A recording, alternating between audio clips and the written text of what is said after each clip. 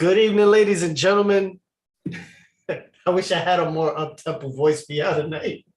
But after watching tonight's game, I don't know. Listen, you know what? It is what it is. Welcome to STK, episode 20, Surviving the Knicks. This is what we do. We survive the Knicks. What we do, man. Oh, what a title. What a title. Listen, Knicks lose to Nets G League team. I'm sorry, Coach. Listen, I got bad respect, but bro, this is a game. Cam Thomas is a star. Well, he's not a star, but like he on his way. You know, he a scorer. He a bucket. So listen, tonight I have my esteemed colleagues. Wall Street Heck is happy anniversary to Wall Street Heck. Happy 5-year anniversary. Happy 5-year anniversary, my brother.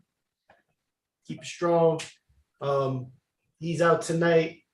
But yeah, I got listen, we hold it down.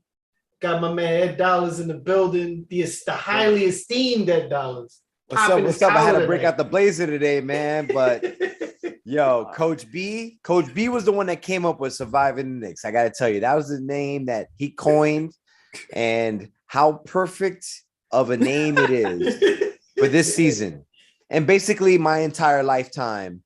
I wasn't, when I was born in 1975, they didn't win a championship, right? And I've never seen a championship, and I've always seen reiterations of what we've seen tonight. But you know what? All I do is survive the Knicks, man. That's why we're on this podcast. Yep, that's all we do.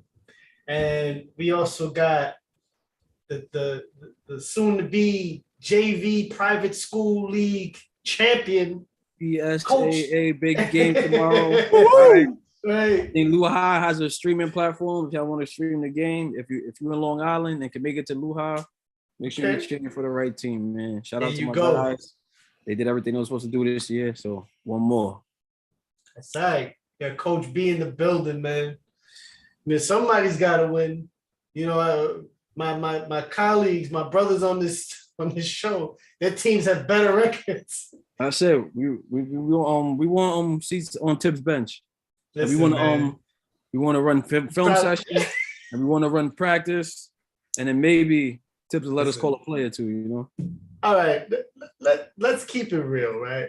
Because obviously the Nets lost. They were down big. They came back, lost a lot of energy getting back, and then they got finished off. Like, that's been the narrative for the last 20 games or so, right? Is it surprising that Steve Nash outcoached Thibs, considering, like, I mean, if you look at the paper, if you just look at the paper, look at the paper, right? You look at the paper rosters, and obviously we all know playing basketball, games are won on the court. But when you look on paper, if you would have said the Nets wouldn't have KD, they traded away Harden, and Kyrie Irving's not going to play, as well as Ben Simmons, my thoughts would be, oh, this is a gimme game. This is easy. This is barbecue chicken. And yet, it wasn't. Like, it was dollar pizza. Like, it was... Like, I don't know how else to explain it. Like, I'm watching the game and I'm just like, Jesus, like, when does it end? Like when, I mean. All right, here it is. Yes, let's go. Coach. Road trip was a disaster. RJ got hurt. Yes. Questionable decision to have him out there at that point in the game. Julius Randle lost his good supporting pieces and got some new supporting pieces that just don't fit. For everybody that's out there putting any hate on Kimba, Kimba plays like 26 minutes. Like, he's always been on a minutes restriction. This is not his problem. No. It might be a little bit of you don't blame the sous chef, okay? You don't blame the guy. You don't blame the guy that makes the salad. You blame the top chef. All right, this the guy. So let's talk about it. Julius Randle, take responsibility for everything that's happening, even despite the fact that you're playing great. You know, this past stretch, I think it's like 28, 10, and like 6 or 7. Right. Even though we got like a 2-7 record in that span, but whatever, the numbers look good. You have a lot of responsibility to take on this end. Leon Rose, man, Thibs, this is your baby. This is what you want to put out there. For whatever reason, it's just not working. And then you want to go further down the line. RJ, even though you're hurt, you're second in command. You're not giving any leadership. Evan Fournier, our next best scoring option. All you do is shoot the ball, so you're not giving any leadership. And it's like there's no defensive anchor really, despite the fact Mitchell Robinson is supposed to be that guy. So we don't got any leadership there. Like, then you could blame the other vets, Burke, Kemba. Like, it's a storm. It's a terrible, terrible storm of trash, and it's not getting any better. Shout out to it's a big trash storm. Shout out to Cam Thomas, man, getting the best of Quentin Grimes. The guy what a shot! What even a though Quentin shot, Grimes is clearly a fit for Thibs, Cam Thomas is going to continue to score buckets out of every. Quentin Grimes was getting looks, a lot of looks before the trade deadline, man. He was in a lot of like possible destinations. Like people were really calling. At least that was what was on the way on the ticker tape, that people were really inquiring about him. Him, and there was I thought Julius would be a thing, but no one was really trying to take him. You know what? If Steph Curry doesn't hit that shot, man, we're talking about a different basketball game too. But that's another day. Ed. Hey guys, I'm just I'm at a loss for words, man. Like boom. What do we point the finger? I mean, obviously, today was the Nets versus the Knicks, but the Knicks were riding like a massive losing streak, and you saw the same sort of tendencies throughout the entire losing streak. Ironically, it seemingly on paper, Julius Randle's having good numbers and RJ's out. And that makes a lot of sense because Julius performs well when he's the lone man, the one-man gang, when the lone star, he's performing well. But we went into the season not with the mindset of a one-man gang. We wanted to be a playoff powerhouse. And unfortunately, we're not. And we're losing expectations. We're losing composure. Our last game, Thibs made a coaching mistake. We could talk about all the coaching mistakes he makes, but there's never been absolute support for a mistake that he actually made. And last game, he made a crucial error. He made a mistake in like the timeouts and the mistake in the situation. And that never happens, which means that he's distracted. Today, the guys, they've been like, he's been playing his starters a long time, more than they should. And they got gassed. And obviously with all bad teams, every bad team has runs. Every bad team that's winning will start losing. Every bad team that's losing will start winning. And that's exactly what happened. The Nets are a good team. Unfortunately, their good players are not playing right now. And then their supporting cast came up big. Cam Thomas came up huge. LaMarcus Aldridge came up huge. And our players, they just couldn't buy a bucket because we kept on doing the things that we always do. Throw it into Randle, try to have Randle do something, and then ultimately kick it out for someone to shoot something. And it's just not working. This is beginning to sound like a broken record, but we made a massive mistake last year making the playoffs. We are obviously not in a position to continue to perform at an expectation level. Today, Van Gundy was on ESPN and he said the Knicks should not make the playoffs, man, because that's just false expectations. If the Knicks made the playoffs, then the fan base would be like, oh, we're heading towards the right right path. And he said, you're not. You are in the middle ground. You're stuck in mud, and something substantive has to happen. And right now, our front office is stuck in mud. Our coaching staff is stuck in mud. Our veterans stuck in mud, and our young guys are stuck in mud. Today, Taj Gibson played 25 minutes, and Sims didn't play any. You know what I'm saying? Luckily, Grimes is playing 32 minutes because RJ's not playing. But Obi Toppin played 11 minutes. You know what I'm saying? In those 11 minutes, he was a +4. And Julius Randle played 37 minutes. And although Julius Randle had numbers, he was still a minus. He was still a -9 in those numbers. So some of those stats are empty stats, man. And we can come on this podcast every single week because we survived the Knicks. But ultimately, we should be disappointed in the front office, in the coaching staff, and the players itself. Yeah, definitely. I when I turned on the game, right, I'm looking at it like, well, I don't really care to watch this game because this is like a gimme game. Like, this should be easy. Like, even if it comes close, this is, to me, in my mind, this is at least a Knicks 6-point win, 8-point win, should be 10 and above.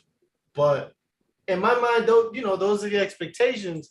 And as I'm watching the game, I'm just sitting there, I'm just like, yo, like, what the hell's going on? Like, and honestly, I think the team that the Knicks have is good. It's the coaching that's the problem. The person who's supposed to be at the helm is not putting people in positions to succeed. That is a coach's job. You're supposed to, Jordan, and I hate to go back to this, but Jordan was great when he, without the triangle, right? He won Defensive Player of the Year, scoring title, MVP, but he didn't win in the playoffs. He didn't win a chip. Why? Because he wasn't put in the best situation to succeed. The players beside him weren't put in the best. So what did they do? They made a coaching change. Someone who had the knowledge and who was smart enough, because Phil Jackson gets credit for the triangle, but it's Tex Winter that really developed the triangle. We all know that. And he was smart enough to be like, you know what? I need a guy. This is my guy he's gonna help me get my guys in the best position to win. I don't see that with Thibs. I see bad coaching mistakes with Thibs. I see him having a young RJ who's the future of the Knicks playing in a worthless game in worthless minutes, and then tweaks his ankle. And that could have been, that could have been anything. This Derrick Rose all over again.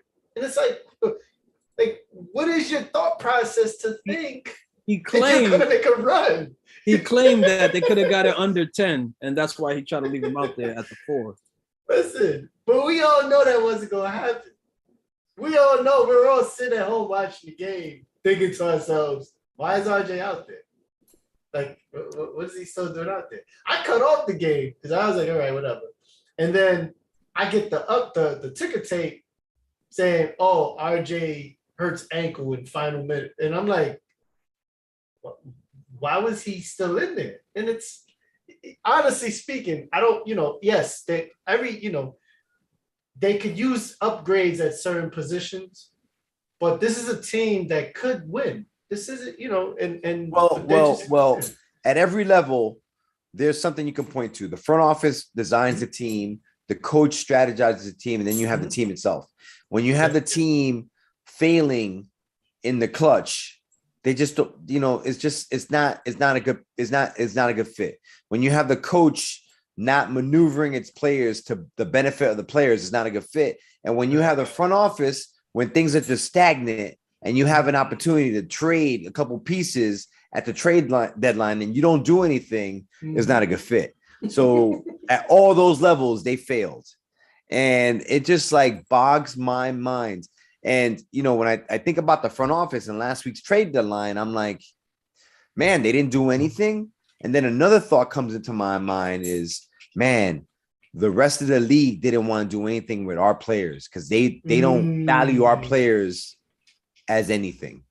And it's just like an indictment to the whole organization. You know what I'm saying? And basically last year was a mirage. We started the surviving the Knicks during that, miraculous season last year where we were just like the little engine that kind of rose to power using defense and like stingy defense and grit. And we got to the 4th seed and we went and we played the Hawks in the first round, thinking we were the favorites. That's how we started this podcast. That's how this whole thing started. And now with all these expectations, we gave Randle a $125 million contract. We drafted, a couple of dudes. We got Obi Toppin, 2nd year. We got Derrick Rose. Last year, we got him during the trade deadline. This year, we got a full year. We got our new shiny pieces, Fournier and Kemba. And, I hear myself from that first episode. Oh, my God, I can't believe we got Kemba Walker, the best point guard since Stephon Marbury. And now, in hindsight, it's a complete joke. And the entire system just broke down. Every part of it. The only thing that hasn't broke down, maybe the capologist, Alder, because Quentin Grimes is legit. Quentin Grimes is a legit player. But you know what? He's a legit player. But should he be playing 32 minutes in this game? Or maybe we should be having Cam Thomas play more than 13 minutes when we just gave up a first-round draft pick. Oh yeah. You know what I'm saying? That's the kind of backwards thinking that we have. Quentin Grimes is good. He should be playing like 25 minutes, but my God, 32 minutes? Like we got to get the hands on the guys that are visually talented. Obi Toppin, Cam Reddish. Like let's see what we got in these guys because guess what? We're losing playing Taj Gibson 25 minutes per game. Why are we playing Taj Gibson's my age, playing 25 minutes a game? In his defense, I feel like you are Taj Gibson. I feel like you double back. You go to the garden, you play a couple minutes, and you double back to the podcast. It's crazy, man. The season is not over. Like as a coach, we're down and out. We're 25-34, man. Yeah, yo, 6 games in a row. That's 6 games in a row. Right yeah. 7, a quick 6-7 game streak. It's looking bad. And we're in it. But I just want to say that it's looking bad, bro. Yeah, we got All-Star weekend, let that come to pass. And then like the last 20 games, then you see what you got. You see I don't think the horses got. Like honestly. Yeah, I agree though. I've been trying to pump Obi for a minute now. Like he was like 6 points in 7 minutes, and Thibs stuck with the rotation instead of trying to keep him out there. Oh man, somebody tell Thibs that his rotation is killing him. Slowly but surely. Thibs' rotation is like a smoker with cigarettes. I'm sorry to use this analogy. Like it's bad for you, but you just keep puffing. Like makes sense. Make it make sense. And it's insanity. Doing the same thing over and over. We talked about this when we hired Thibs. Now before I even go into the statement, I was very happy that he won Coaching of the Year because he deserved it, right? A+. I remember because I gave him an A+ because the Knicks were the 4th seed and surviving the Knicks. They were terrible, but he was the wrong coach for this team from the get-go because of his mentality going into last season. You know what I'm saying? Old school coach. Young players, what were we doing? What were we thinking? And what's going to happen now? Now we're out of the playoff picture. Soon enough, in about 5 to 6, 7 games, we're going to be totally out of the playoff picture. You got to develop your talent. We got the wrong coach. So right now, the way the landscape is, our front office put the responsibility on the coach that only gives the responsibility to veteran players, and we're out of the playoff picture, and we can only develop our young talent. And that's not what our coach's strength is. That map doesn't make no sense. It does not. And it really started, at least for me, when he put Alec Burks at the point guard spot. And I'm just like, when and why? Like, not to say anything about Alec Burks' playmaking skills or ball handling skills, because I mean he's in the league and it is what it is. But he's not a point guard. He's never been. I've never heard anyone say, "Yo, Alec Burks can make plays." Like Alec Burks can score. He's a good role player. You know, he's been around the league. He's always had a job in the league. He's never touched the G League ever. You know, the dude can play. Man can play.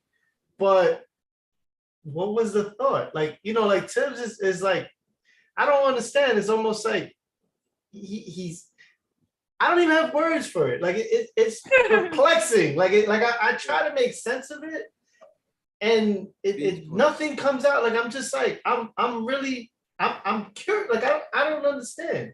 And I think at this point he's just running and gunning. Like he's like, fuck it. Like let me try anything to kind of get this shit pumping, and nothing's working for him at all. Like it's the weird thing is that everything he does is defensive minded, man. It's with the stretch of, well, he's gonna be a leader on defense, or he's gonna be lengthy on defense, or he knows what kind of reads I'm looking for on defense, and like he don't want to teach the young guys. I don't think Alex Burke would play for the Golden State Warriors. I don't think Alex Burke will be playing for Milwaukee. You know what I'm saying? I don't think Alex Burke will play for the Suns. I don't think he would play. Grayson Allen, man. They'll take anybody. I'm not sure, man. Like he's one of those players that on a bad team he'll play, and a good team he may come off the bench, the eighth man, and in some teams he won't even play. Right. And that's our starting point guard. And since when? Like on 2K, I changed that because I'm like, yo, you're not a point guard. You are not running point. I don't even care if I'm not using the Knicks. I'm like, nah, that don't make no sense. Let's cut that out now. Like it's just it makes it, and unfortunately, I would love to point the finger at the players, but I don't really feel like it's the players. I honestly don't. I honestly feel like there's a disconnect with what the coach is trying to run and what the players are just uninterested in running whatever crayon driven offense he's trying to draw, and they're just like, oh, okay, whatever. Well, that's where me and you differ. Not that I put the finger on the players, but I put the finger on the organization. I think that they made a bad bet in giving the keys to Julius Randle. And Julius Randle, he has amounted to a player that does well when everything revolves around him. But the second it doesn't, he doesn't do well. Right. So therefore, he's not a good player. He's not a good leader. And he's not the guy that will get you to the promised land. And that's why we're losing right now.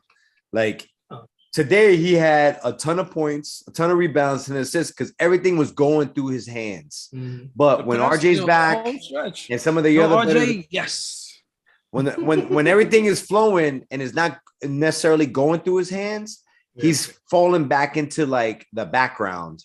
And that's our main horse. That's our $125 million meal train. And that was problem number one. And that started the whole like cascading effect of this fall from grace, giving him the contract. The next thing is his number one like supporter is Thibs, and Thibs is a big proponent of surrounding Julius with just Julius and everyone being a total role player. And that's the next effect. Ball to Julius. And then when they got Fournier and Kemba, it threw things into a tizzy, and that's where like Thibs could not adapt. And his biggest fall from grace is the fact that he can't adapt his skill. Like last year, it was, and we used to talk about this all the time. It was Thibs' way or the highway, no matter what. This year they got different players, and he just can't adapt, man. Can't adapt, bro. And y'all thought it was Alfred Payton all this time. What we should have did. He's low key doing his thing in Phoenix right now. Yeah, what we should have did was we should have traded Mitch for LaMelo. We should have signed Lonzo. We should have signed DeRozan. We should have signed Chris Paul. In the alternate universe, the Knicks have the multiverse Knicks. In the multiverse. In the multiverse of madness, we should have did all these things. The multiverse Knicks. Well, the Knicks are the best team in all of sports. Yo, let's look at the multiverse Knicks roster. DeRozan, Lonzo Ball, LaMelo Ball. Oh my God, LeBron. Everybody comes. Halliburton. We'd have had Halliburton. I mean, Steph Curry at one point. Oof. I mean, listen. I mean, it's crazy. By the way, shout out to Steph Curry. He was on the Knuckleheads podcast. That's pretty good. Y'all should check that out. It's a good watch. It's a good watch, and I think the best thing Steph does is humility. Like, he's very humble, and every night he shoots a three, he sets a record. And it's just like, it's unlike LeBron that wants a trophy, unlike LeBron that wants a championship parade because he won a championship 2 years ago during a pandemic and didn't get the parade. And now that the LA Rams won one, he wants to like piggyback off of that and be like, yo, we should have one for the Rams, the Dodgers, and the Lakers. Sure. Why not? I mean, why not? Yeah. It's whatever. It's a party town anyway. Go party. Listen, I think LeBron has one of the best commercials I've ever seen. The one with him and young LeBron. Yeah, it was pretty. He's like, we going to the league. That was so dope. I'm not even going front. Like, that but the funniest stuff is the memes. Yeah. I read a meme was like, yo, Westbrook's gonna call you. Don't pick up the phone. Oh man. Oh my God. How do you guys feel? Yo, that's crazy. Yo, how do you guys what do you guys think the league is going through right now with two of its marquee the Lakers and the Knicks basically not really doing well? Like, what impact do you think that's having? Do you think it's having any impact, or do you just do you think that's the Knicks story? The Knicks story remains the same. Like, we are still going to pay to be at the Garden. We're still going to pay to have floor seats at the Garden. Yeah. Like, it doesn't matter what they put out there. People are going to show up because half of them are ignorant, just don't care. It's New York.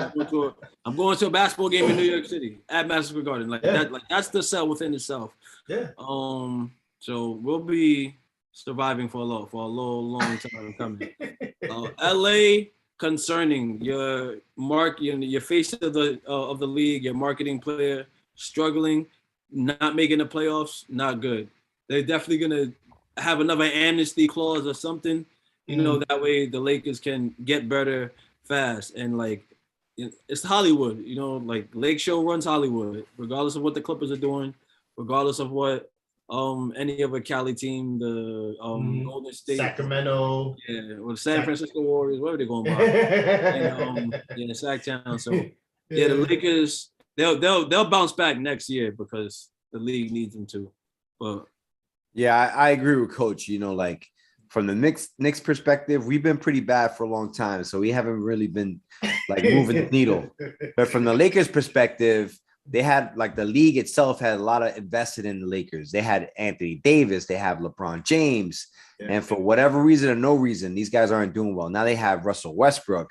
So, from a league revenue perspective, they're definitely suffering because the Lakers are not so good. The Knicks, to Coach's point, we do well at the Garden because people just want to enjoy the Knick game at MSG. I'm not sure how many people are actually watching MSG Network to watch the games. But, the Lakers themselves, they're like a perennial good team for the last 5-6 years, and they're not doing well. And coupled with the fact that LeBron's getting a little older, this year he broke Kareem Abdul-Jabbar's record And you know what? But it wasn't a lot of fanfare. One of them, because he hasn't broken the overall record yet, but he definitely broke. Yeah, I think that's probably but the there main wasn't a thing lot he's of gonna fanfare chase. for it. Like it was like, hey, it wasn't a lot of fanfare. That's still a massive record that's probably unbreakable. And there wasn't like a lot of fanfare for it. And you know, I only, you know, I'm a hoop head, so I know about it, but I don't know if the casual casual ball fan will like understand that stuff. So, you know, the league is definitely suffering. The good thing is that we got some good young talent and John Morant. We got the Pelicans coming up. You know, we got Golden State still hanging in there. So the league is doing well in those other areas, but the mainstays, the traditionals, they're not doing so well. Yeah. And, you know, LeBron at the age that he's doing it at, people are taking that for granted right now. And it's just I am. Dude, like it's like you're not gonna see this again. Like this dude is gonna break Kareem's record in a year or two. This is a record that I only thought a handful of people could have ever broken. Like Jordan, you know, at one point I was thinking McGrady, like, you know what I mean? Like scorers, dudes that, you know, and this is LeBron's about to break it. And he is a person that's like, he's a well-rounded player. He's never like, he can score, but he always made his teams better with his, you know, like he always looked to make the pass. And that's what's really great about that, him breaking this record. Like this is a dude that, you know, when it's all said and done, it's gonna be a strong. Like he's this generation's GOAT. He's their Jordan. Most certainly, 1,000,000%. And you know, the biggest thing about all that is the expectations that were placed upon him the second he came into the league. Yeah. People thought that he would be the GOAT when he came into that league as an 18-year-old, and he became exactly what everyone expected him to be, which is pretty amazing, man. You know, again, on this podcast, we've like. What'd you say, Coach? Ahead, like to keep his nose clean like that, like bigger, like no scandal, really, you know, not like bigger. No controversy. In fact, you know, he's risen up the top. Like one thing that, all right, like I'm a Jordan stan, right? I love Jordan for his basketball. I love for his sneakers, but that's all you really know of him. Like LeBron's an icon, yes, because of his basketball, but more so for his social causes and the things he has to say. And like, he's not trying to shut up and dribble. You know what I'm saying? He stands up for what he believes in. He like personifies the millennial era. You know what I'm saying? Like he thinks something, he says something. And there's something about that that's like empowering to all young people and all people. So he's definitely an icon. I respect him wholeheartedly. I still think that Jordan's better than him, but barely. You know what I'm saying? And I've been saying that from the get-go. And LeBron has paved his way not from basketball only, but from like all sorts of things. And the fact that he's still doing this stuff at 37, 38, and he's trying to play with his son is straight up amazing.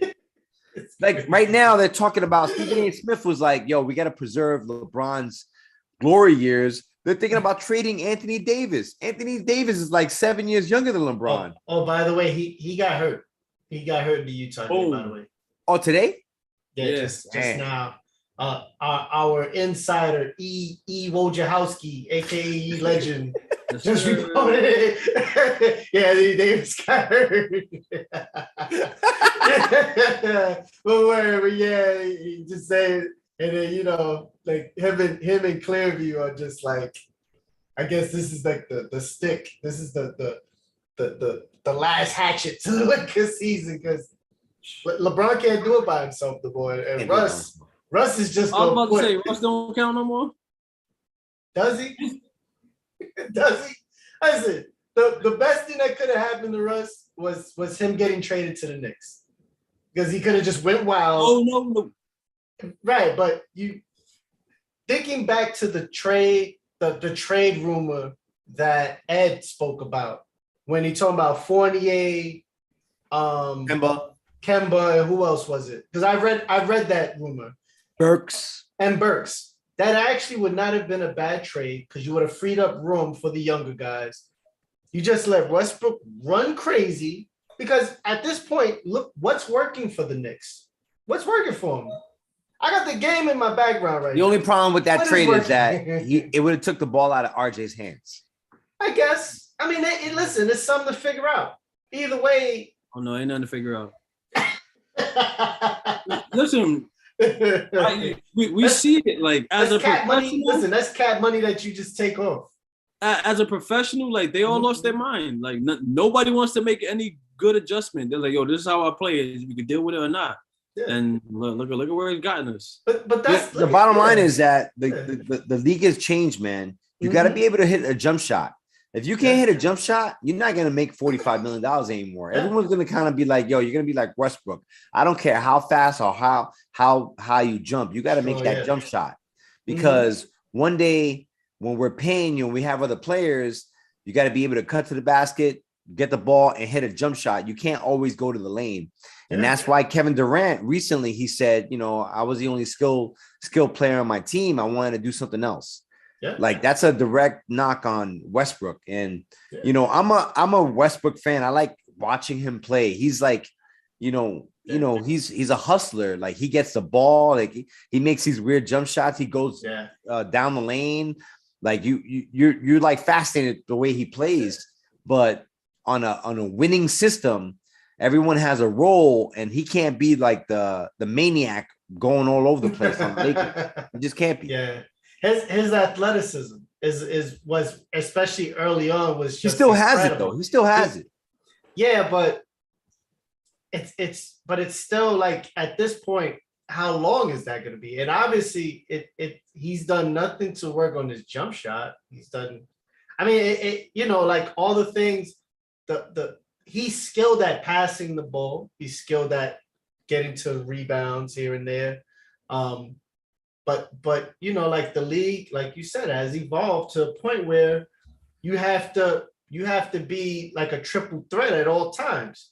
You have to pros the threat. You get into the lane and is he gonna shoot? Perfect example is you look at Chris Paul. He's like 80 years old at this point, doing the same thing he's been doing. You can watch the game and know and literally like it's like watching a movie that you've seen 20 times and you could just recite the words over. He makes that curl around the pick and roll and he freezes the defender. Why? Because he could either shoot it, that's a two, that's a bucket right there, or he's gonna get the assist and get his team even more. So you either give up that bucket to him or you give up the pass. And he's killing the league with that right now. Like they're not killing the league with 3-pointers in Phoenix. Like they're shooting it, but it's the mid-range game that they're bringing back, and it's so destructive right now what they're doing within the paint right now. And that's the thing that Westbrook cannot do. That a lot, even these young kids have the idea, run the pick and roll, what to navigate that. Like. He can't. How good would the Knicks be if we had Chris Paul? Ooh, they'd be better. We'd be a lot better. RJ would look a lot better. Julius Randle's on the roster, it doesn't matter. Really? They have sold him a dream. They have sold this man a dream, and he's in. That's it. He's bought in for the next. We got 3 more years on that. Listen. I don't know. We could sit here all night and try to figure out what can the Knicks do is the equivalent of what is the meaning of life at this point. Right?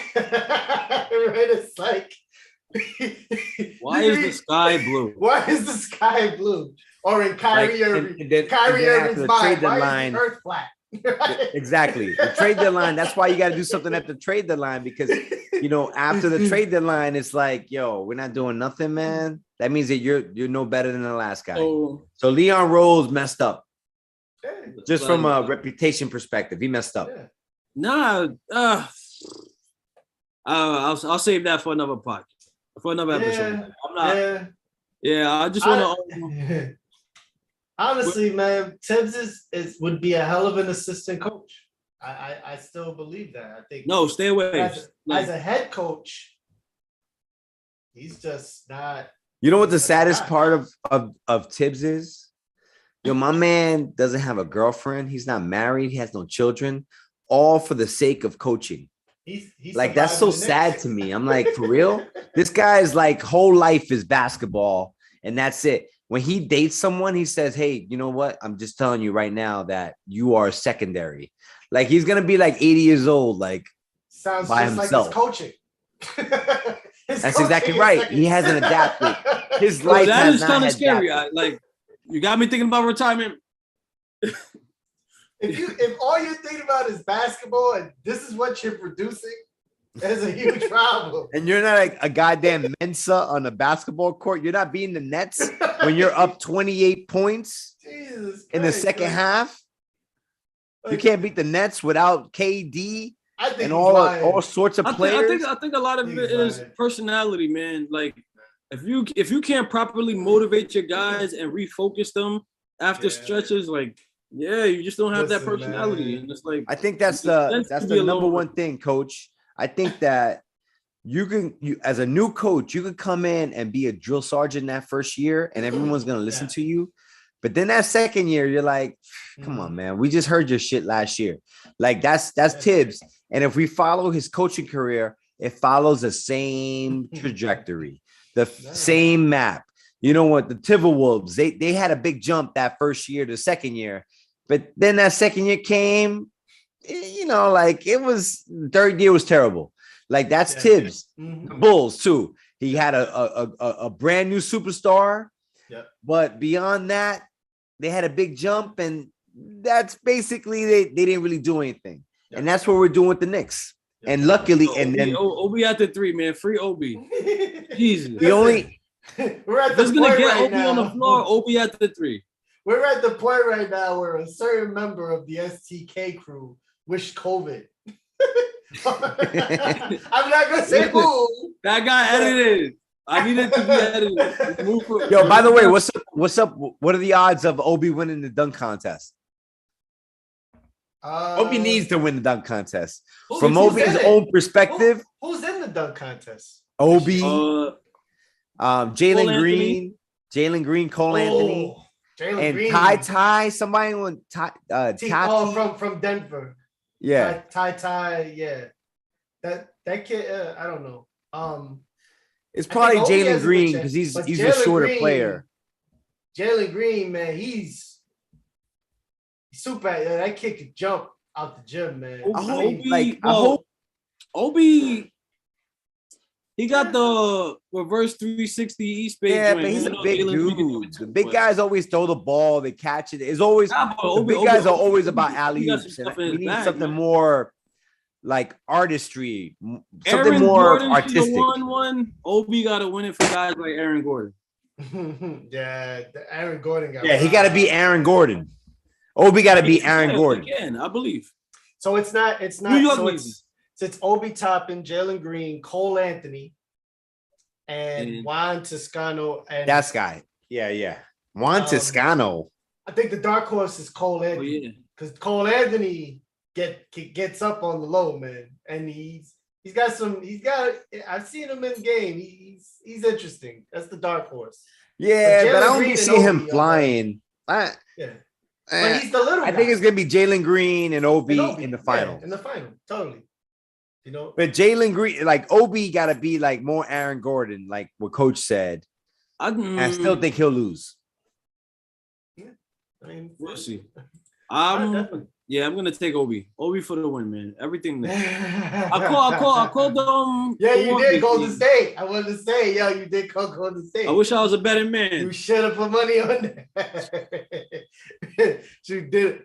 Dinner after the game would have been on you. Like, don't worry, kids. I got this. No dollar menu tonight. That's it. Everything. Whoa, I got a lot of points. Yeah, but fellas, it's been real. Shout out to Big Task at Hand. Shout out to our brother Clearview Daniel for stopping through. Sharing in the STK pain. you know, shout out to you guys. You guys, you know, listen, man. I'm with you guys. I feel the pain, but it's like it's unbearable, man. This thing sucks, man.